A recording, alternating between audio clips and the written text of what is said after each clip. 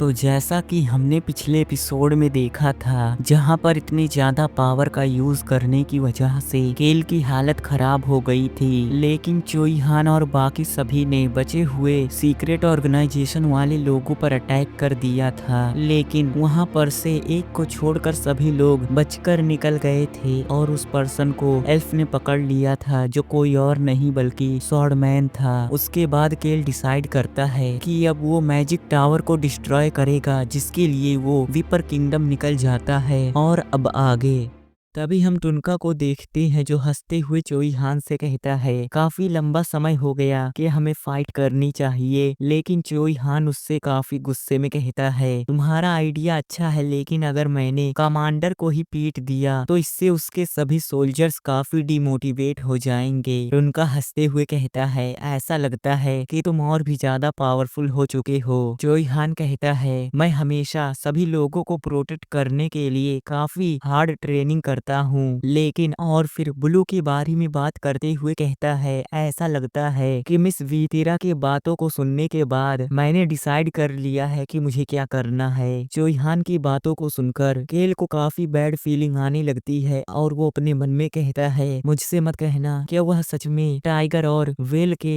Group को join कर उनकी मदद करने वाला है, जिसके बारे में ब्लू बात कर रही थी। सीक्रेट स्क्वाड छोड़ो इन सभी बातों को, मुझे सिर्फ इम्पोर्टेंट चीजों पर ध्यान देना चाहिए। और फिर टुनका से कहता है, टुनका अच्छा रहेगा कि आज रात हम एक फेस्टिवल रखें, क्योंकि हम मैजिक टावर को डिस्ट्रॉय करने के लिए जा रहे हैं और अच्छा होगा कि हम इसे सेलिब्रेट करें। टुनका काफी ही ज्यादा एक्साइटेड होते हुए कहता है, ये तो सुनने में काफी अच्छा लग रहा है, मुझे मालूम था कि तुम बाकी नोबल से काफी अलग हो। सच में तुमने मेरे दिल को खुश कर दिया। अगले सीन में हम उन तीनों को देखते हैं जो केल को ही देख रहे थे, और केल भी उन्हें देखते हुए अपने मन में कहता है, क्या सच में मैं तुम्हारे ऊपर यकीन कर सकता हूँ। और फिर अपने मन में कहता है, क्या सच में ये तीनों उस काम को कर सकते हैं। तभी वे तीनों कहते हैं, हाँ बिल्कुल हम उस काम को कर सकते हैं। केल अपने मन में कहता है, मैं इस बारे में बचे हुए मेंबर से बात नहीं कर सकता, क्योंकि वे सभी फेस्टिवल के अंदर जाने वाले हैं। तभी रेड केल से कहता है, अगर हम तीनों साथ मिल जाएं तो हम काफी आसानी से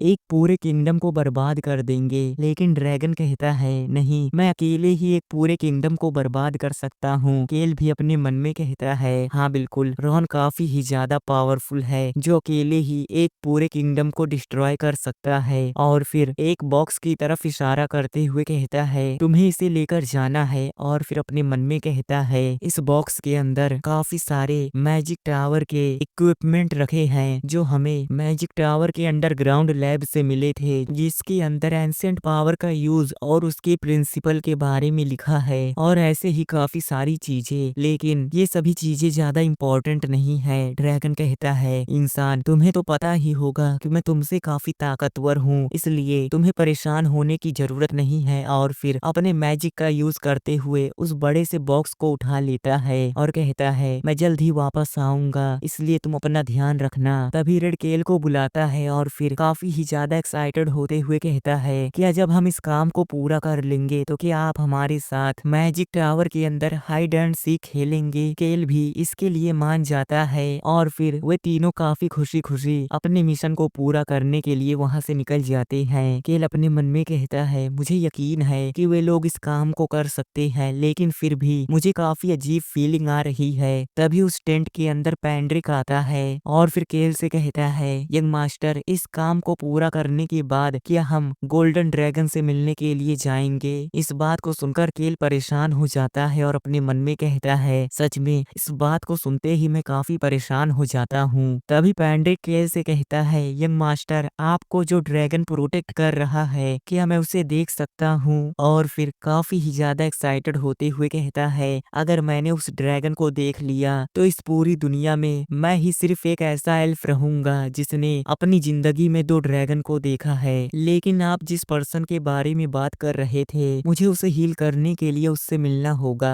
केल अपने मन में कहता है, मैं पैंड्रिक के जरिए मैरी को हील करना चाहता हूँ क्योंकि उस ब्लैक पावर की वजह से उसे काफी ही ज्यादा दर्द होता है। पैंड्रिक वहां से जाते हुए कहता है, काफी देर हो चुकी है इसलिए मैं चलता हूँ। अगले सीन में हम देखते हैं जहाँ पर केल रोजलिन और चोईहान के पास आ गया था और उनसे पूछता है, तो क्या तैयारी पूरी हो चुकी है? रोजलिन कहती है, हाँ सभी चीजें काफी अच्छे से प्रिपेयर हो चुकी है। केल वहां से जाते हुए कहता है, ये तो काफी अच्छी बात है, लेकिन हमें फेस्टिवल के अंदर पहुंचना होगा, नहीं तो वे लोग हमारे ऊपर शक करने लगेंगे। और फिर उन सभी के साथ फेस्टिवल के अंदर आ जाता है, लेकिन मैजिक टावर के डिस्ट्रॉय होने की बात को सुनकर वे सभी बारबेरियन काफी ही ज्यादा खुश थे। और दूसरी साइड ड्रैगन उन दोनों के साथ मैजिक टावर के अंदर पहुंच गया था और वे दोनों उस बॉक्स को मैजिक टावर के बेसमेंट के अंदर रख देते हैं। अगले सीन में हम अगले दिन का सीन देखते हैं जहां पर टुनका काफी ही ज्यादा एक्साइटेड था और फिर कहता है, इसी मैजिक टावर की वजह से हमारे ट्राइब के काफी सारे लोग और काउंटलेस सिटीजन्स मारे गए हैं, लेकिन यह काफी बुरी बात है कि इस मैजिक टावर को मैजिक बॉम्ब से डिस्ट्रॉय किया जा रहा है, लेकिन फिर भी मैं काफी खुश हूँ। तभी साइड से चोईहान कहता है, यंग मास्टर केल तैयारी पूरी हो चुकी है। रोजलिन भी साइड से कहती है, हाँ यंग मास्टर, हम आपके सिग्नल का इंतजार कर रहे हैं। तभी केल टुनका से कहता है, हम जल्द ही इस मैजिक टावर को ब्लास्ट करने वाले हैं। तभी साइड से एडवाइजर कहता है, मुझे अभी भी समझ में नहीं आया क्योंकि आपको इससे कोई भी फायदा नहीं हो रहा क्योंकि आपने इस मैजिक टावर को काफी हाई प्राइस में खरीदा था, लेकिन अब आप इसे डिस्ट्रॉय करने के लिए जा रहे हैं। मुझे ऐसा लगता है कि आपका इससे नुकसान हो गया, लेकिन उसे नहीं पता था कि असल में इससे केल को इतना पैसा मिला था जिसकी वजह से वो वर्ल्ड रिचेस्ट पर्सन के लिस्ट में टॉप 1 पर आ गया था। और फिर मुस्कुराते हुए एडवाइजर से कहता है, अगर मैं सच कहूँ तो मैं काफी ही ज्यादा बोर हो रहा था और इसी वजह से मैंने मैजिक टावर को खरीद लिया था। और तुम्हें पता ही होगा कि मैं काफी ही ज्यादा अमीर हूँ और अंबानी मेरे। लेकिन साइड से एडवाइजर कहता है, आपको आगे बोलने की जरूरत नहीं है, सभी लोगों को समझ में आ गया। केल कहता है, अगर ऐसी बात है तो ये मत भूलना कि मैं कौन हूँ और हमेशा याद रखना कि अंबानी मेरे। लेकिन एडवाइजर उसे शांत करने लगता है। अगले सीन में हम देखते हैं जहाँ पर सभी तैयारी पूरी हो चुकी थी और टुनका के सभी सोल्जर्स उसे विटनेस करने के लिए वहां पर आ गए थे और काफी ही ज्यादा एक्साइटेड थे। तभी केल रोजलिन को मैजिक बॉम्ब को एक्टिवेट करने के लिए कहता है और रोजलिन मैजिक बॉम्ब को एक्टिवेट करने लगती है और कहती है, 5 सेकंड में मैजिक बॉम्ब एक्टिवेट हो जाएगा।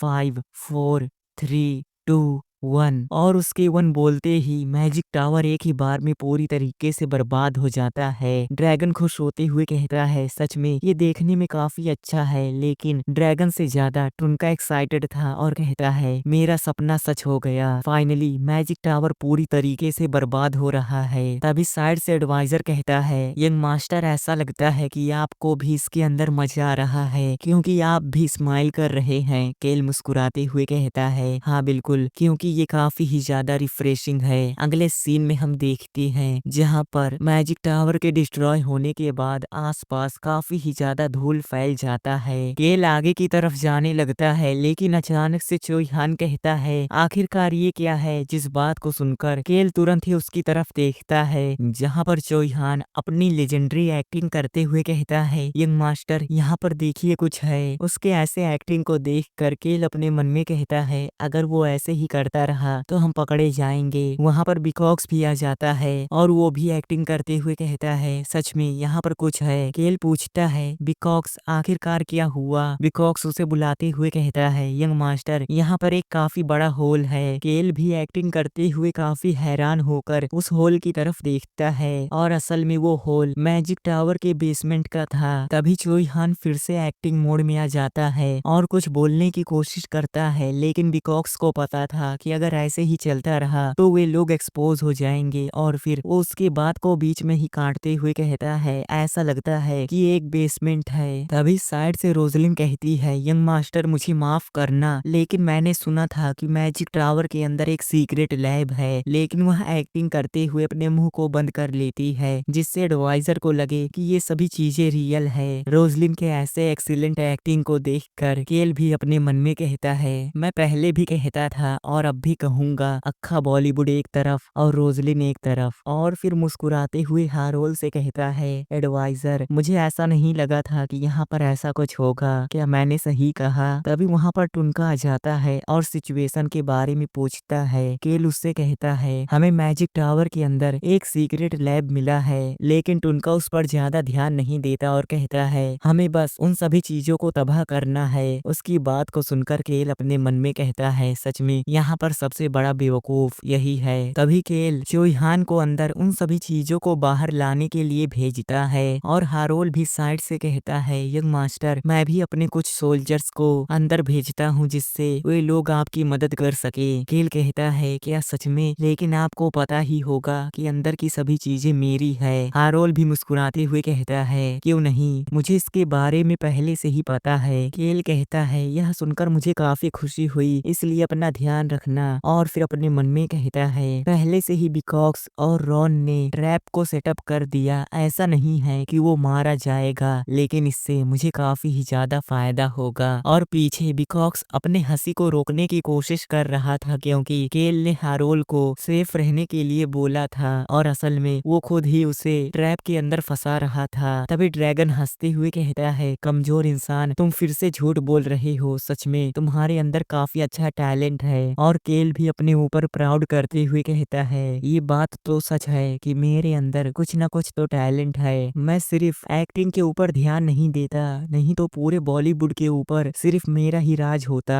और फिर टुनका से कहता है मैजिक टावर के अंदर जो रिसर्च किया गया है अगर उनमें से कोई भी चीज यूजफुल होगा तो मैं उसे तुम्हें दे दूंगा, और अगर हमें कुछ ऐसा मिलता है जिससे तुम लोगों का नुकसान हो सकता है तो मैं उस चीज को भी तुम्हें हैंड ओवर कर दूंगा। टुनका कहता है क्या सच में? लेकिन तुम इसे काफी हाई प्राइस में बेच सकते हो। केल कहता है क्या तुम्हें सच में ऐसा लगता है कि मैं इस तरह का पर्सन हूँ? टुनका कहता है नहीं, ऐसा नहीं है कि तुम कैसे हो। केल कहता है मुझे तुम्हारे साथ फिर से बिजनेस कर कर काफी अच्छा लगेगा, और ऐसा नहीं है कि तुम मुझसे उन सभी चीजों को चुरा लोगे क्योंकि तुम उन सभी मेज की तरह नहीं हो। टुनका भी मुस्कुराते हुए कहता है हाँ तुमने सही कहा, मैं उन लोगों की तरह बिल्कुल भी नहीं हूँ। तुम कमजोर हो लेकिन फिर भी तुम काफी ही ज्यादा ग्रेट हो। केल कहता है तुम्हें ऐसा कहने की जरूरत नहीं है। और फिर अपने मन में कहता है अगर मैं ऐसे ही करता रहा तो फिर से हारोल मेरे साथ कोई भी ट्रिक नहीं खेल पाएगा। अगले सीन में हम देखते हैं जहाँ पर वे लोग उन सभी चीजों को बेसमेंट के अंदर से निकाल कर बाहर लेकर आ गए थे। केल कहता है असल में ये सभी चीजें विपर किंगडम से हैं। उन सभी डॉक्यूमेंट को देखकर हारोल काफी हैरान था। केल उनमें से एक मैजिक आइटम को उठाकर कहता है रोजलिन क्या हम इसका यूज कर सकते हैं? रोजलिन कहती है नहीं, असल में हम अभी इसका यूज नहीं कर सकते। अगर हम उन सभी डॉक्यूमेंट के साथ और भी ज्यादा रिसर्च करते हैं तो हो सकता है कि हम इसका यूज कर सके। केल कहता है सच में ये इंफॉर्मेशन काफी ही ज्यादा कीमती है, लेकिन इसका कोई फायदा नहीं क्योंकि ये बस उसका एक ही पार्ट है, हमें इसे फेंक देना चाहिए। केल की बात को सुनकर वे सभी काफी हैरान हो जाते हैं और तुरंत ही अपनी जगह से खड़े हो जाते हैं। केल मुस्कुराते हुए कहता है मैं बस मजाक कर रहा था। जिस बात को सुनकर वे तीनों एक राहत की सांस लेते हैं। केल अपने मन में कहता है इन सभी रिसर्च को काफी स्किल्ड मेजेस ने किया था और लगभग से इसे करने में 10 साल लग गए थे, और मुझे पूरा यकीन है कि इसके बारे में हारोल और भी ज्यादा जानना चाहता होगा। और फिर टुनका से कहता है टुनका मैं इन सभी चीजों को तुम्हें दे सकता हूँ। मैंने मैजिक टावर को खरीदने के लिए 10 बिलियन खर्च किया था और उससे मुझे ज्यादा कुछ फायदा नहीं हुआ, लेकिन फिर भी मैं तुम्हें कुछ बेचना चाहता हूँ। टुनका कहता है क्या हाई प्राइस में? हारोल अपने मन में कहता है उन्होंने मैजिक टावर को खरीदने के लिए 10 बिलियन खर्च किया था, लेकिन अभी के लिए हमारा फाइनेंशियल कंडीशन उतना अच्छा नहीं है जिसकी वजह से हम इन सभी चीजों को खरीदने के लिए उसे ज्यादा कुछ नहीं दे सकते। तभी केल प्राइस को डिसाइड करने के लिए अपने हाथ को ऊपर करने लगता है। हारोल अपने मन में कहता है इससे कोई फर्क नहीं पड़ता चाहता कि क्या होता है, मुझे जल्द से जल्द प्राइस को डिसाइड करना होगा। केल अपने हाथ को ऊपर करता है और तुरंत ही टुनका हड़बड़ाते हुए 50 बिलियन बोल देता है। केल कहता है नहीं, असल में मैं बस इन सभी चीजों को 5 बिलियन के अंदर बेचना चाहता हूँ। केल की बात को सुनकर उन सभी को यकीन नहीं होता कि केल आखिरकार इतने सस्ते में इन सभी चीजों को क्यों बेचना चाहता है। हारोल अपने मन में कहता है क्या सच में इसके लिए हमें 5 बिलियन देना होगा। अगले सीन में हम देखते हैं जहाँ पर केल क्राउन प्रिंस के साथ बात कर रहा था और क्राउन प्रिंस केल से कहता है आपको कम से कम उन लोगों से 10 बिलियन तो लेना ही चाहिए था जिससे आपको कुछ भी नुकसान ना हो। क्या सच में आपके लिए इतना काफी है? केल कहता है हाँ बिल्कुल। हमें वही सीन दिखाया जाता है जहाँ पर केल उनसे कहता है आपकी सिचुएशन इतनी अच्छी नहीं है, इसलिए मैं इसे काफी कम प्राइस में देना चाहता हूँ। और अपने मन में कहता है मैं जल्द ही क्राउन प्रिंस को और भी ज्यादा मैजिक आइटम को काफी हाई प्राइस में बेचने वाला हूँ। तभी टुनका काफी इमोशनल हो जाता है और कहता है मुझे यकीन नहीं हो रहा कि इस दुनिया के अंदर तुम्हारे जैसा भी कोई पर्सन है, सच में तुम्हारा शुक्रिया। तभी साइड से हारोल कहता है क्या सच में आपको और भी ज्यादा पैसे नहीं चाहिए? केल कहता है नहीं। क्या तुम्हें पता है कि हमारे फैमिली के पास कितना पैसा है? अगर मैं सच कहूँ तो हमारे पास इतना पैसा है जितना तुम इमेजिन नहीं कर सकते, और ऊपर से मैं हैनिट्यूस फैमिली का सबसे बड़ा बेटा हूँ, इसलिए इतना मेरे लिए कुछ भी नहीं। हारोल अपने मन में कहता है क्या सच में इनके लिए 10 बिलियन कुछ भी नहीं, और ऊपर से ये इतने अमीर फैमिली से आते हैं, तो क्या सच में इसका मतलब अंबानी इनके? केल कहता है तो फाइनली तुम्हें इसके बारे में पता चल गया, और फिर मुस्कुराते हुए कहता है और असल में मुझे शांति काफी पसंद है, इसलिए मैं बेकार के मामले के अंदर नहीं फंसना चाहता।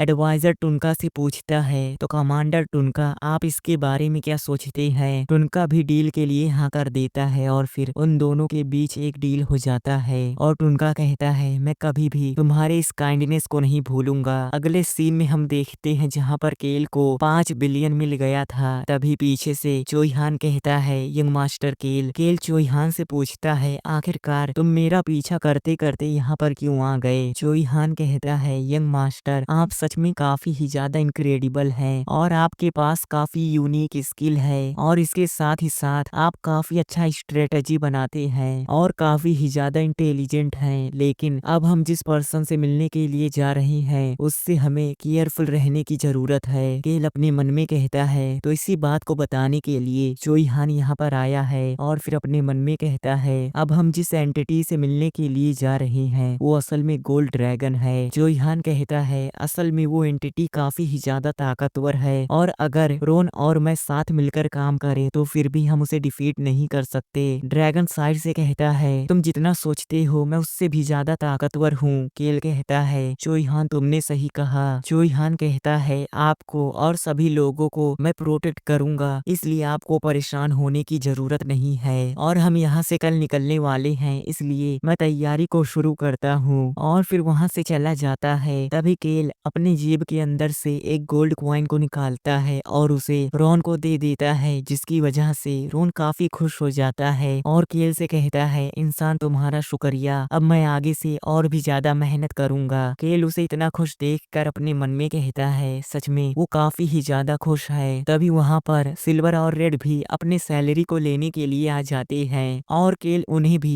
एक एक गोल्ड कॉइन दे देता है, और फिर टुनका के साथ अपनी मीटिंग को याद करता है जहाँ पर टुनका ने उससे कहा था तुम अब विपर किंगडम के अंदर कहीं भी काफी आसानी से ट्रेवल कर सकते हो, और अगर फ्यूचर में चलकर तुम्हें कोई भी प्रॉब्लम हो तो उसके बारे में तुम मुझे बता सकते हो। केल उससे कहता है टुनका मैं एक फ्रेंड होने के नाते तुम्हें एक एडवाइस देना चाहता हूँ, असल में एल्केमी मैजिक से भी ज्यादा खराब है, और अगर मैं सच कहूँ तो तुम्हारे आर्मी के अंदर एक इंपीरियल स्पाई है, इसलिए तुम्हें अपने आसपास ध्यान रखने की जरूरत है, और तुम्हें उसे ढूंढना होगा और उसके बाद उसे मार देना। और फिर अपने मन में कहता है मुझे पूरा यकीन है कि आगे की सभी चीजों को टुनका संभाल लेगा, और इस अपॉर्चुनिटी का यूज करते हुए रोन किंगडम और भी ज्यादा ताकतवर हो सकता है, लेकिन मैं उम्मीद करता हूँ कि गोल्ड ड्रैगन के साथ हमारी मीटिंग काफी अच्छे से हो जाए और हमें कोई परेशानी न हो। अगले सीन में हम एक काफी बर्फीले इलाके को देखते हैं जिसे एलिया माउंटेन कहा जाता है, लेकिन वहाँ की ठंड की वजह से केल को काफी दिक्कत हो रही थी, और वो अपने मन में कहता है सच में यहाँ पर तो काफी ठंडी है और क्या यहाँ पर सच में गोल्ड ड्रैगन रहता है। तभी वे लोग उस जगह पर पहुंच जाते हैं और केल पैंड्रिक से पूछता है, पैंड्रिक अब हमें क्या करना है। पैंड्रिक कहता है, इंतजार। केल कांपते हुए कहता है, कब तक। पैंड्रिक उससे कहता है, जब तक ड्रैगन हमसे मिलना ना चाहे। केल पूरी तरीके से हैरान हो जाता है और अपने मन में कहता है, क्या सच में हमें इतने लंबे समय तक इंतजार करना होगा। ड्रैगन आसपास देखते हुए कहता है, आखिरकार ड्रैगन हमें ग्रीट करने के लिए क्यों नहीं आ रहा। तभी अचानक से वो पूरी जगह हिलने लगती है और फिर वहाँ का स्नो गिरना रुक जाता है। केल अपने मन में कहता है, तो इसका मतलब ड्रैगन इन सभी स्नो को गिरा रहा था। सच में मैंने जितना सोचा था ड्रैगन उससे भी ज्यादा मिस्टीरियस होते हैं। और फिर अपने आप को विजिबल कर कर वहाँ से जाते हुए कहता है, इंसान मैं ड्रैगन से मिलने के लिए जा रहा हूँ। ड्रैगन को देखकर पैंड्रिक काफी ही ज्यादा खुश हो जाता है। तभी उस गुफा के अंदर से गोल्ड ड्रैगन बाहर आने लगता है और उस गुफा के सामने आने के बाद ड्रैगन खुश होते हुए कहता है, तुमसे मिलकर अच्छा लगा। मेरा नाम रोन मिर है और मैं काफी ही ज्यादा महान हूँ। तुम कौन हो। रोन को देखकर गोल्ड ड्रैगन कहता है, क्या एक ड्रैगन, क्या सच में एक ड्रैगन किसी दूसरे ड्रैगन को देखकर इतना खुश है। ड्रैगन गोल्ड ड्रैगन को देखकर कहता है, तो सच में तुम एक ड्रैगन हो। यह सुनकर गोल्ड ड्रैगन भी रोन से कहता है, तो इसका मतलब तुम भी एक ड्रैगन हो। रोन कहता है, हाँ तुमने सही कहा और तुमसे मिलकर अच्छा लगा। और फिर गोल्ड ड्रैगन के ऊपर गुस्सा करते हुए कहता है, लेकिन क्या तुम्हें नहीं पता कि आखिरकार लोगों को ग्रीट कैसे करते हैं। और फिर अपने हाथ को आगे कर देता है, जिसे देखकर गोल्ड ड्रैगन कहता है, क्या तुम मुझसे हाथ मिलाना चाहते हो। रोन हैरान हो जाता है क्योंकि वो सच में गोल्ड ड्रैगन से हाथ मिलाना चाहता था। तभी गोल्डन ड्रैगन बोलता है, हजारों सालों में ये पहली बार है कि कोई पर्सन मुझसे इस तरह बात कर रहा है। गोल्डन ड्रैगन की बातों को सुनकर चोईहान को ऐसा लगता है कि कहीं गोल्डन ड्रैगन उनके ऊपर अटैक न कर दे, जिसकी वजह से वो फाइट करने के लिए तैयार था। तभी गोल्डन ड्रैगन केल की तरफ देखता है, जिसे देखकर केल परेशान होते हुए अपने मन में कहता है, क्या वो मेरी तरफ देख रहा है। नहीं, लेकिन मुझे ऐसा फील हो रहा है कि वो मुझे ही घूर रहा है। आखिरकार क्यों। गोल्ड ड्रैगन कहता है, मैं एक परफ्यूम को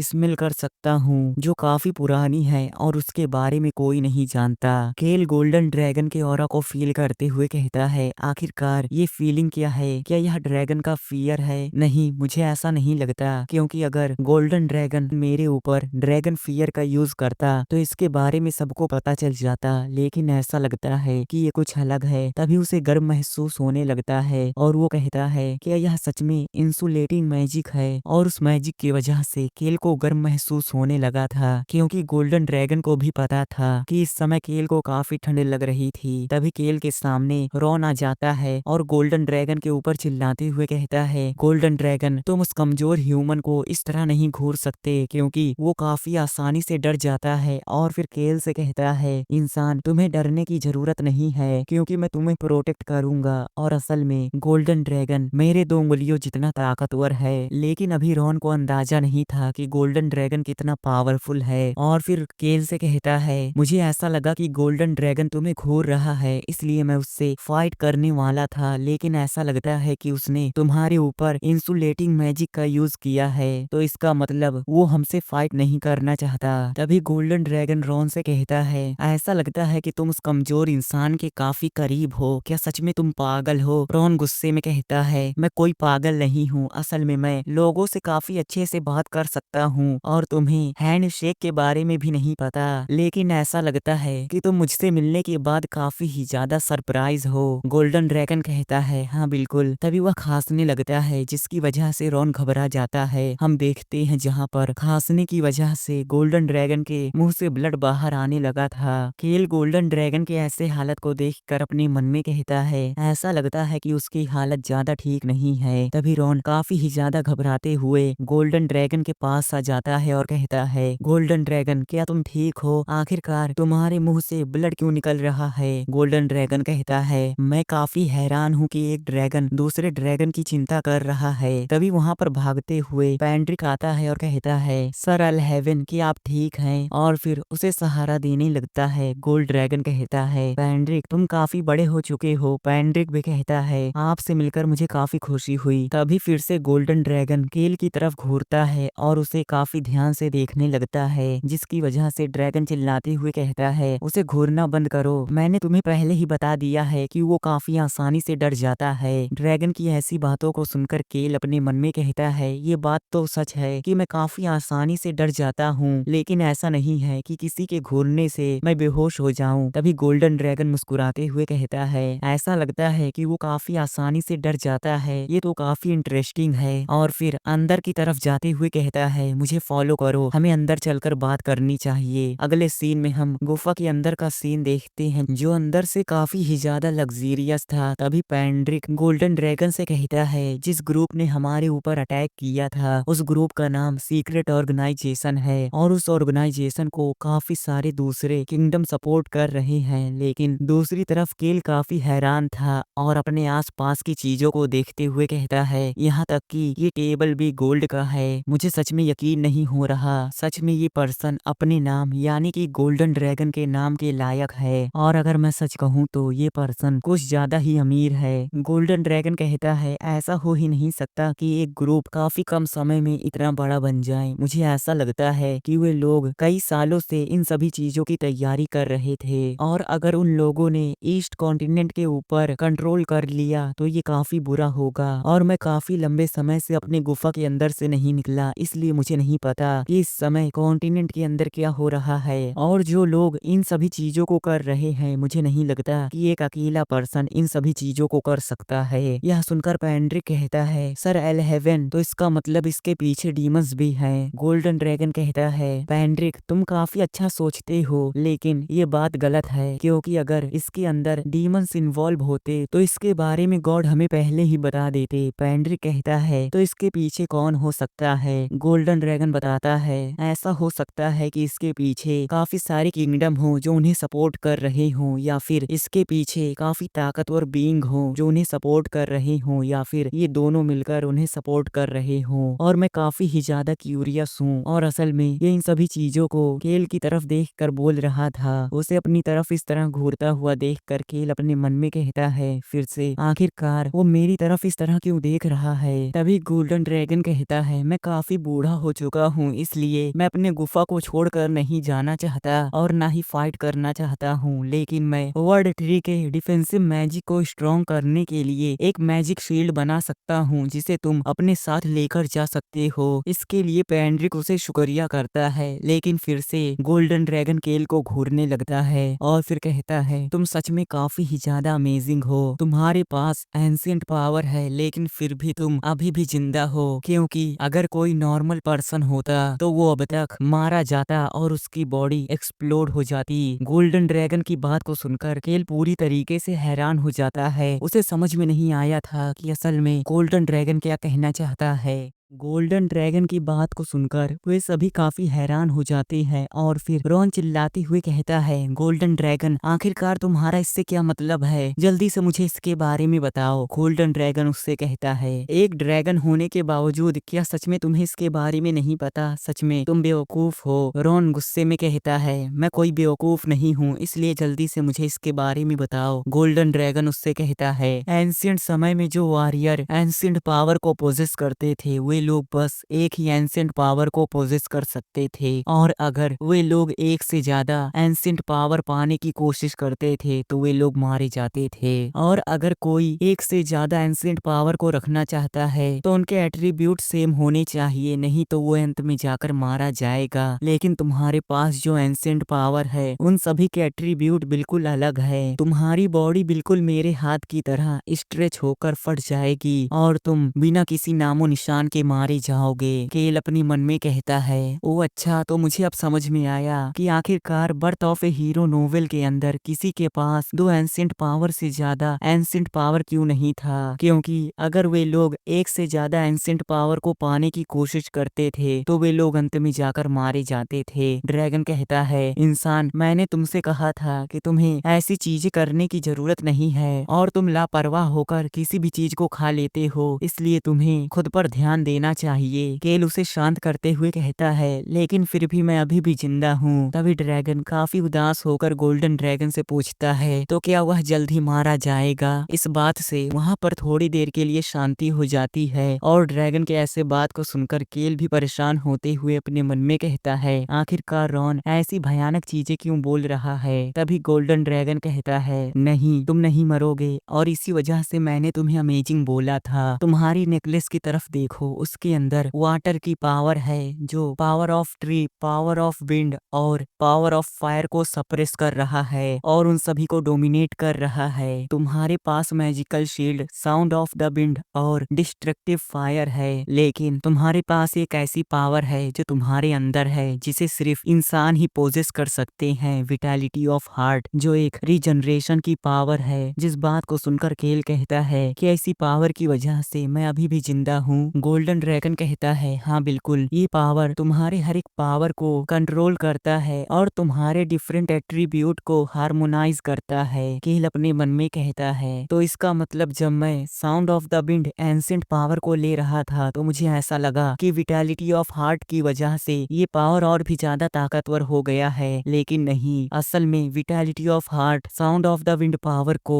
स्टेबलाइज कर रहा था और उसके सभी एट्रीब्यूट को हार्मोनाइज कर रहा था। गोल्डन ड्रैगन कहता है, तो क्या तुम्हारा दूसरा ancient power vitality of heart था? केल कहता है, हाँ बिल्कुल, मैंने उसे मैजिकल शील्ड को पाने के बाद ही हासिल किया था। ड्रैगन कहता है, वो अच्छा, तो इसी की वजह से तुम सरवाइव कर पाए हो। अगर तुमने मैजिकल शील्ड को पाने के बाद ही दूसरे एंशिएंट पावर यानी कि साउंड ऑफ द विंड को हासिल कर लिया होता तो तुम्हारी बॉडी ब्लास्ट हो जाती और तुम तुरंत ही मारे जाते, लेकिन तुमने मैजिकल शील्ड के बाद विटैलिटी ऑफ हार्ट को हासिल किया जो तुम्हारे हासिल किए गए एंशिएंट पावर को स्टेबल कर देता है। और फिर अपने मन में कहता है, क्या यह पर्सन, तो इस पर्सन का नाम केल हैनिटियोस है। और फिर रोजलिन और चोईहान की तरफ देखते हुए कहता है, ये दोनों उतने इंटरेस्टिंग नहीं है। और फिर लॉक की तरफ देखते हुए कहता है, लेकिन अगर मैं इस पर्सन की बात करूं जो उल्फ ट्राइब से बिलोंग करता है और दूसरी तरफ दो कैट जो कैट ट्राइब से बिलोंग करती है और ऊपर से इनका ब्लड काफी ही ज्यादा प्योर है। सच में ये सभी अमेजिंग है, लेकिन इन सब में से सबसे ज्यादा अमेजिंग ये पर्सन है जिसके पास काफी ही ज्यादा लक है, जो काफी आसानी से 6 एंशिएंट पावर को पोजेस कर सकता है। लेकिन मुझे समझ में नहीं आ रहा कि आखिरकार कैसे, क्योंकि उसके पास ना ही हेवनली फॉर्चून और ना ही गॉड का रेविलेशन है। सच में इस पर्सन के पास कुछ ज्यादा ही लक है। तभी केल कहता है, परेशान होने की जरूरत नहीं है। जिस बात को सुनकर गोल्डन ड्रैगन अपने मन में कहता है, अगर उसने विटैलिटी ऑफ हार्ट को हासिल करने से पहले किसी और एंशिएंट पावर को हासिल किया होता तो वो मारा जाता। क्या सच में वो हैरान नहीं है? लेकिन दूसरी साइड इन सभी बातों को सुनकर केल पूरी तरीके से कांप गया था और एक राहत की सांस लेता है और कहता है, सच में मैं काफी ही ज्यादा किस्मत वाला हूँ। तभी गोल्डन ड्रैगन कहता है, तुम्हें आराम करना चाहिए क्योंकि तुम्हारी बॉडी एक टाइम बॉम्ब की तरह है और अगर तुम्हारे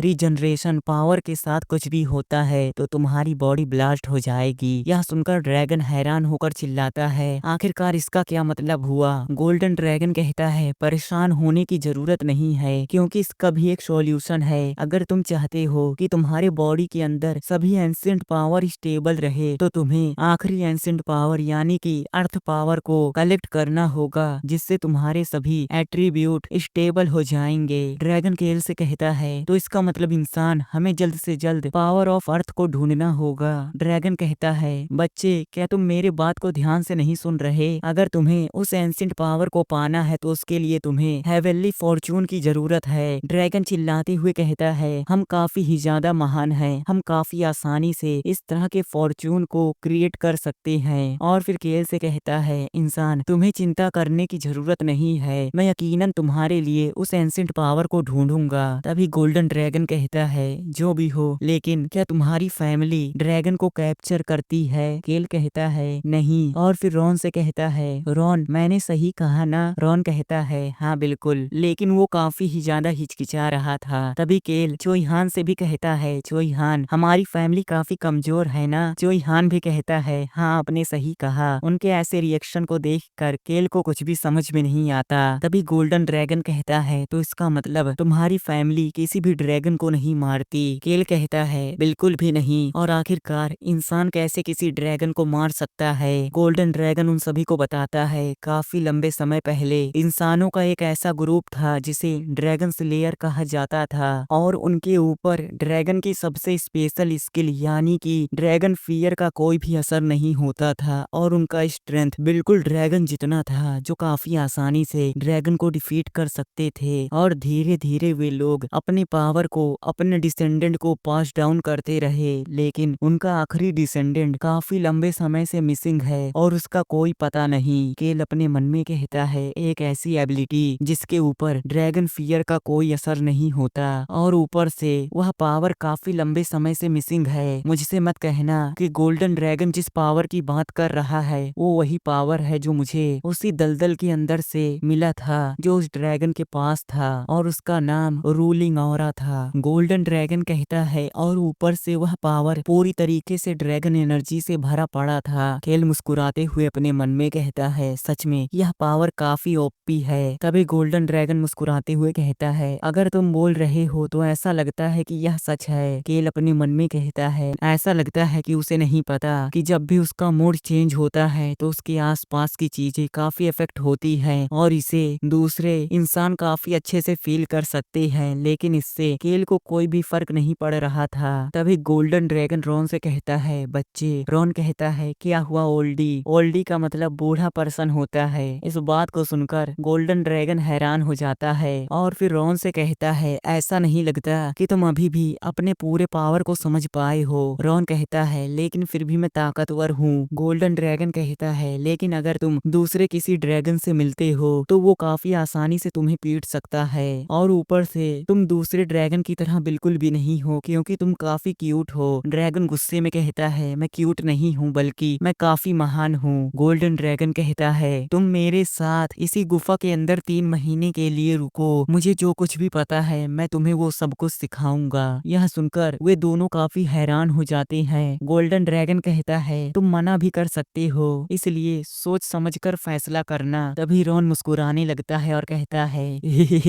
गोल्डन ड्रैगन इसका मतलब अगर मैं यहाँ पर रहकर तुमसे कुछ सीखता हूँ तो यहाँ पर रहने का खर्च और सभी खाने का खर्च फ्री रहेगा। गोल्डन ड्रैगन कहता है हाँ बिल्कुल। यह सुनकर ड्रैगन एक्साइटेड हो जाता है और कहता है अगर ऐसी बात है तो मैं जरूर यहाँ पर रुकूंगा और अगर जो कुछ भी गोल्डन ड्रैगन के पास है वो सभी चीजें मुझे मिल जाएंगी तो मैं और भी ज्यादा ताकतवर हो जाऊंगा बिल्कुल फ्री में। और काफी एक्साइटेड था। केल भी मुस्कुराते हुए अपने मन में कहता है जैसा मैंने सोचा था। रॉन एक्साइटेड होते हुए गोल्डन ड्रैगन से कहता है जल्दी से मुझे सभी चीजें सिखाओ और अपनी सीक्रेट टेक्निक भी। यह सुनकर गोल्डन ड्रैगन कहता है हाँ क्यों नहीं, वैसे भी मैं जल्द ही मारा जाऊंगा इसलिए अच्छा होगा कि मैं अपने लेगेसी को पास डाउन कर दूं। मरने की बात को सुनकर पैंड्रिक और ड्रैगन घबरा जाते हैं और कहते हैं आखिरकार आपका इससे क्या मतलब है कि आपको किसी ने पॉइजन दे दिया है। गोल्डन ड्रैगन कहता है सबसे पहले शांत हो जाओ और ऐसा हो ही नहीं सकता कि कोई मुझे चोट पहुंचा दे। रोन परेशान होते हुए पूछता है तो आखिरकार क्यों तुम मरने वाले हो? केल भी गोल्डन ड्रैगन से पूछता है क्या मैं पूछ सकता हूँ कि आप बीमार क्यों हैं? गोल्डन ड्रैगन बताता है मैं अभी के लिए काफी कमजोर हूँ क्योंकि मैं काफी ही ज्यादा बूढ़ा हो चुका हूँ और तुम सभी को पता होगा कि इस दुनिया के अंदर जो भी क्रिएचर रहते हैं उन्हें एक दिन ओल्ड एज की वजह से मरना पड़ता है और कोई भी इससे नहीं बच सकता।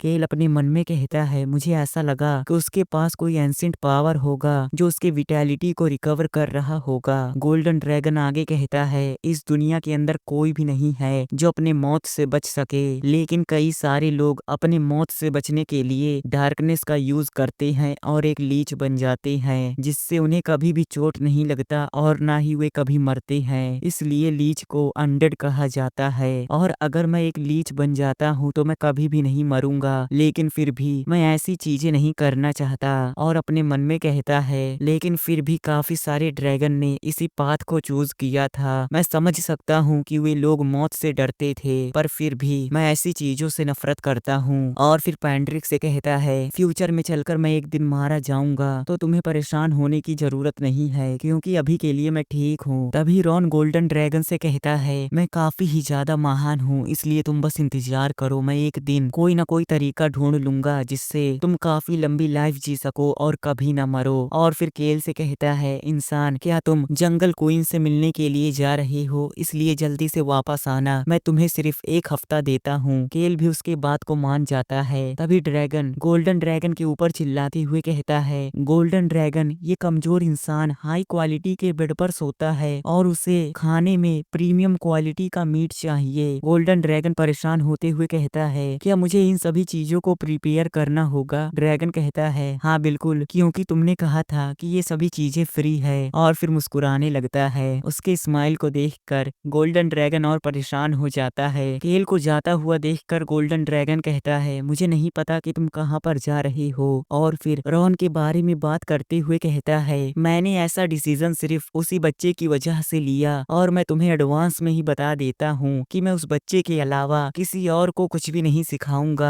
और फिर सिल्वर, रेड और लॉक के बारे में बात करते हुए कहता है, लेकिन मुझे उन बीस्टमैन के अंदर थोड़ा इंटरेस्ट है। गोल्डन ड्रैगन की बात को सुनकर रॉन और केल काफी इविल स्माइल देने लगते हैं और उन्हें समझ में आ जाता है कि अगर गोल्डन ड्रैगन उन तीनों के अंदर इंटरेस्टेड है तो जरूर वह उन तीनों को कुछ न कुछ सिखाएगा। रॉन केल से कहता है, इंसान जल्द से जल्द वापस आना। केल भी कहता है, हाँ मैं समझ गया और मैं जल्द ही वापस आ जाऊंगा। अगले सीन में हम देखते हैं जहाँ पर बिकॉक्स केल से कहता है, यंग मास्टर क्या आप ठीक हैं? केल भी मुस्कुराते हुए कहता है, हाँ बिल्कुल। और फिर अपने टीम की तरफ देखते हुए कहता है, काफी लंबा समय हो गया लेकिन मुझे ऐसा लगता है कि अब मुझे चलना चाहिए। बिकॉक्स कहता है, तो यंग मास्टर अब हमें निकलना चाहिए। केल भी उन सभी के साथ जाते हुए कहता है, हाँ बिल्कुल। अगले सीन में हम उसी जंगल को देखते हैं जिसे रेन फॉरेस्ट कहा जाता था और केल उन सभी के साथ उसी गुफा के बाहर आ जाता है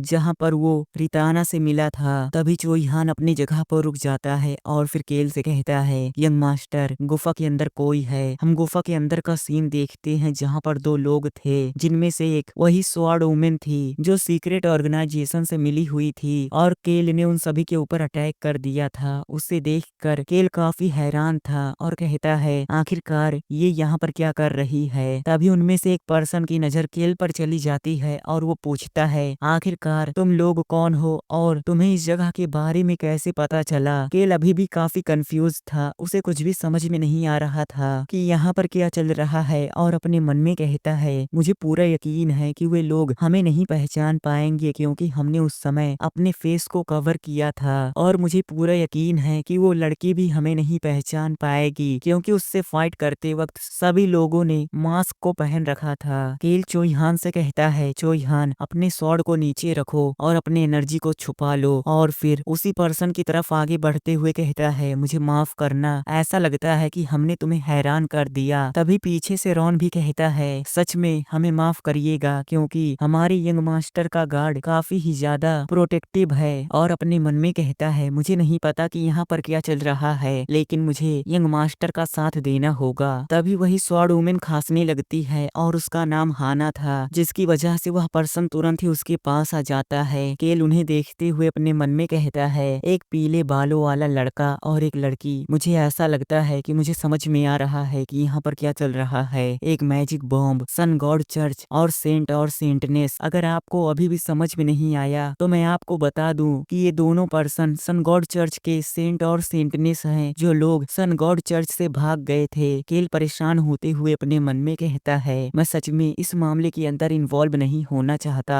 तभी वही पर्सन चिल्लाते हुए कहता है, तुम ही ने डेड माना बॉम्ब को फेंका था और तुमने ही डेड माना को बॉम्ब के अंदर कन्वर्ट कर दिया था। केल उसे समझाते हुए कहता है, मुझे नहीं पता कि तुम किस बारे में बात कर रहे हो, लेकिन वह पर्सन केल की बात सुनने के लिए तैयार नहीं था और कहता है, मैं हाना को प्रोटेक्ट करूंगा, मुझसे दूर रहो। मैं आपको बता दूं कि हाना इस पर्सन की सिस्टर है। तभी वह पर्सन घबराते हुए कहता है, आखिरकार तुम लोग एम्पायर के नाम पर ऐसे काम कैसे कर सकते हो? और ऊपर से गॉड इन सभी चीजों को देख रहा है। तुम लोग कभी भी गॉड की पनिशमेंट से नहीं बच सकते हो। केल को अभी भी उसकी एक भी बात समझ में नहीं आ रही थी। वह पर्सन अपने मन में कहता है, मैं अपनी पूरी जिंदगी अपनी छोटी बहन के ऊपर बस एक बर्डन था और यहाँ तक कि चर्च ने हमें यूज किया। क्या इतना काफी नहीं था? यहाँ तक कि अब हमारा पीछा एम्पायर भी कर रहा है, लेकिन फिर भी मुझे हाना को प्रोटेक्ट करना होगा। और फिर चिल्लाते हुए केल से कहता है, मैं बस हीलिंग स्किल का यूज कर सकता हूँ और अगर तुम मुझे रोकने की कोशिश करोगे तो मैं फिर भी नहीं रुकूंगा। उसकी बातों से केल काफी कंफ्यूज था और काफी जोरों से चिल्लाता है, जिसकी वजह से वे शांत हो जाते हैं। केल अपने मन में कहता है, मैं सच में काफी ही ज्यादा कंफ्यूज हूँ। उसके कहने का मतलब है कि एम्पायर ने ही डेडमाना बॉम्ब को सेटअप किया था और अब एम्पायर उनका पीछा कर रहे हैं। और अगर हम उनकी बॉडी पर ब्लैक मार्क की बात करें तो ऐसा लगता है कि उनमें से एक पहले से ही डेडमाना से इन्फेक्टेड हो चुकी है। सच में मैंने कभी नहीं सोचा था कि एम्पायर डेडमाना बॉम्ब को डेवलप कर रही है, और ऊपर से इसके बारे में नोवेल के अंदर बिल्कुल भी मेंशन नहीं किया गया था। वह पर्सन कांपते हुए कहता है, अगर तुम मुझे साइलेंस करने की कोशिश करते हो तो फिर भी मैं चुप नहीं बैठूंगा। केल रॉन से कहता है, रॉन उन्हें पोशन दो। रॉन उनके सामने एक हाई ग्रेड के पोशन को रख देता है। केल कहता है, अगर तुम इस हाई ग्रेड के पोशन का यूज करते हो तो ये कुछ हद तक डेडमाना को सप्रेस कर देगा, और ऊपर से ऐसा मेरे सर्वेंट के साथ पहले भी हो चुका है, लेकिन अब वह पूरी तरीके से ठीक है। जिस बात को सुनकर वह पर्सन हैरान हो जाता है। केल उनके सामने काफी सारे हाई ग्रेड के पोशन को रख देता है और कहता है, इन सभी पोशन को रोन किंगडम के अंदर बनाया गया है, जिसे गॉड ऑफ डेथ चर्च वालों ने बनाया है। वो घबराते हुए केल से पूछता है, क्या मैं सच में इन पोशन का यूज कर सकता हूँ? केल मुस्कुराते हुए कहता है, हाँ बिल्कुल, क्योंकि पैसे से ज्यादा कीमती जिंदगी होती है। केल की बात को सुनकर वो काफी हैरान था। तभी केल उससे आगे कहता है, मैंने अभी तक खुद को इंट्रोड्यूस नहीं किया, तो मैं तुम्हें बता दूं कि मेरा नाम केल हैनिट्यूस है। अगले सीन में हम देखते हैं जहाँ पर केल बिकॉक्स को एक लेटर देता है। बिकॉक्स पूछता है, क्या मुझे इसे टुनका को देना है? केल कहता है, हाँ बिल्कुल, और फिर अपने मन में कहता है, टुनका को पता होना चाहिए कि एम्पायर डेडमाना बॉम्ब को क्रिएट कर रहा है, और अगर इसके बारे में टुनका को नहीं पता चलता है तो यह चीज उसके लिए काफी डिसएडवांटेज हो सकती है। बिकॉक्स कहता है, ऐसा लगता है कि आप काफी परेशान हैं। केल कहता है, क्या टुनका के लिए? बिकॉक्स कहता है, हाँ बिल्कुल। केल उसे शांत करते हुए कहता है, बिल्कुल भी नहीं, इसलिए जाओ। और फिर अपने मन में कहता है, मैं पहले से ही हारोल और टुनका के बारे में सब कुछ जानता हूँ। अगर बैटल फील्ड के अंदर उनके सोल्जर्स इंजर्ड या फिर मारे जाते हैं तो वे लोग उन्हें पीछे छोड़ देंगे और आगे बढ़ जाएंगे, और टुनका को लगता है कि यही चीज सही है। लेकिन मुझे टुनका के बारे में बिल्कुल भी परवाह नहीं है। मैं बस उन सोल्जर्स के बारे में सोच रहा हूँ कि सिर्फ जो बैटल फील्ड के अंदर टुनका और हारोल को फॉलो कर रहे हैं और उनके हर एक बात को मान रहे हैं। लेकिन अगर डेडमाना बॉम्ब ब्लास्ट होता है तो उसकी वजह से सिर्फ सोल्जर्स ही मारे जाएंगे, और अगर कोई एक बार डेडमाना से इन्फेक्टेड हो जाता है तो उसे ठीक करने के लिए काफी हाई ग्रेड के पोशन का यूज करना पड़ता है, और मुझे ऐसा नहीं लगता कि हारोल और टुनका अपने सोल्जर्स के ऊपर हाई ग्रेड के पोशन का यूज करेंगे। तभी बिकॉक्स केल से पूछता है, आखिरकार वे लोग कौन हैं? केल उसे बताता है, मुझे ऐसा लगता है कि वही सन गॉड ट्विंस हैं जो लोग भाग गए थे, और उनमें से वो लड़की सीक्रेट ऑर्गेनाइजेशन से है जिससे हम उसी आइलैंड के ऊपर मिले थे। और फिर बिकॉक्स से कहता है, तुम्हें परेशान होने की जरूरत नहीं है, मैं यहाँ के सभी चीजों को संभाल लूंगा। अगले सीन में हम देखते हैं जहाँ पर उसे होश आ गया था और उसका ब्रदर उसको लेकर काफी चिंता कर रहा था। उसे जागा हुआ देखकर वो केल को शुक्रिया करता है। केल उसे देखते हुए अपने मन में कहता है, ऐसा लगता है कि अब उसकी बॉडी के अंदर डेडमाना नहीं फैल रहा, और ऐसा उसके ऑरा की वजह से हो रहा है। तभी फिर से उसके मुंह के अंदर से ब्लड बाहर आने लगता है, जिसकी वजह से उसका ब्रदर काफी घबरा जाता है। तभी केल एक रुमाल को आगे करते हुए कहता है, तुम्हें पहले शांत हो जाना चाहिए क्योंकि तुम्हारा कंडीशन काफी खराब है। तभी रॉन केल को एक और हाई ग्रेड का पोशन देता है। केल अपने मन में कहता है, हम दोनों अपने रोल को परफेक्टली प्ले कर रहे हैं। तभी हाना उनकी तरफ घूर कर देखती है और अपने ब्रदर से पूछती है, आखिर ये बास्टर्ड कौन है? हाना की ऐसी बातें सुनकर वो उससे कहता है, क्या ये लोग कोई बुरे लोग नहीं है, और तुम्हें इनके बारे में पहले से ही पता होगा, इनका नाम केल हैनिट्यूस है। हाना कहती है, क्या केल हैनिट्यूस? उसका ब्रदर कहता है, हाँ बिल्कुल, और केल की तारीफ करते हुए कहता है, तुमने मुझसे कहा था कि केल हैनिट्यूस एक ग्रेट हीरो है जिन्होंने रोन किंगडम के सिविलियंस को बचाया था, और ऊपर से क्वीन रिताना ने भी कहा था कि यंग मास्टर केल काफी ही ज्यादा काइंड पर्सन है। केल अपने मन में कहता है, आखिरकार कैसे सेंट रिताना के बारे में जानता है? सेंट कहता है, रिताना जंगल की क्वीन है और हम उनसे जंगल के अंदर ही मिले थे, और उन्होंने कहा था कि आप एक सिल्वर शील्ड हीरो हैं। ऐसे क्रिंजी निकनेम को सुनकर केल काफी शर्मिंदा हो जाता है। तभी केल उन लोगों को प्रूफ करने के लिए अपने मैजिकल शील्ड को एक्टिवेट करता है और कहता है, हाँ बिल्कुल, मैं ही केल हेनिटियोस हूँ। अपने सामने एंशिएंट पावर को देखकर वे हैरान हो जाते हैं। केल कहता है, तो क्या अब तुम्हें मेरे ऊपर यकीन हुआ? वे कहते हैं, हाँ। केल उनसे कहता है, तुम्हारी कंडीशन काफी खराब है, इसलिए मेरा फर्ज है कि मैं तुम्हारी मदद करूं। साइड से रॉन भी कहता है, हाँ बिल्कुल, हमारे यंग मास्टर जरूरतमंदों की मदद करते हैं और उन्हें सहारा देते हैं। रॉन की बात को सुनकर केल अपने मन में कहता है, मैंने नहीं सोचा था कि रॉन इस बात पर कुछ कहेगा। तभी हाना कहती है, मैं उन सभी ग्रुप को खत्म कर दूंगी। जिस बात को सुनकर केल अपने मन में कहता है, ऐसा लगता है कि सेंट को सीक्रेट ऑर्गेनाइजेशन के बारे में कुछ भी नहीं पता। ऐसा नहीं लगता कि सेंट सीक्रेट ऑर्गेनाइजेशन से मिला हुआ है, लेकिन क्या यह लड़की उनको धोखा दे रही है? तभी पीछे से चोई हान केल को बुलाता है और कहता है, काफी दूर से एक लाइट हमारी तरफ आ रही है। केल उस लाइट की तरफ देखने लगता है। तभी चोई हान केल को बताता है, बैटल के दौरान मैंने सुना था, आखिरकार वे दोनों ट्विंस ऐसा क्यों कर रहे हैं? वे करना क्या चाहते हैं? और केल से कहता है, मैंने बस इतना ही सुना था। केल कहता है, कोई बात नहीं। तभी पीछे से सेंट कहता है, ऐसा लगता है कि हम उन्हें पहचानते हैं। हम सामने की तरफ देखते हैं जहाँ पर कोई और नहीं बल्कि रिताना थी, जो अपने ट्राइब के साथ उसी गुफा की तरफ आ रही थी और केल को देखकर कहती है, यंग मास्टर केल, क्या आप भी यहीं हैं? केल कहता है, मिस रीना, आपसे मिले हुए काफी लंबा समय हो गया। और फिर उसके हाथ के क्रिस्टल को देखते हुए कहता है, ऐसा लगता है कि इसी क्रिस्टल की वजह से आप यहाँ पर पहुँच पाई हैं और ये क्रिस्टल आपको सेंट और सेंटनेस की लोकेशन बताता है। पीछे से सेंट कहता है, यंग मास्टर, लेकिन केल आगे रिताना से कहता है, ऐसा लगता है कि वे दोनों सिबलिंग्स हैं, नहीं ट्विंस। मिस रिताना, मुझे ऐसा लगता है कि मुझे समझ में आ गया कि वे लोग कौन हैं। मैंने काफी अच्छे इंटेंशन से उनकी मदद की, लेकिन ऐसा लगता है, और फिर अपनी लेजेंडरी एक्टिंग करते हुए कहता है, ऐसा लगता है कि मैंने जिन लोगों को बचाया है वे लोग सन गॉड चर्च से हैं और जिनकी वजह से टेररिस्ट अटैक हुआ था।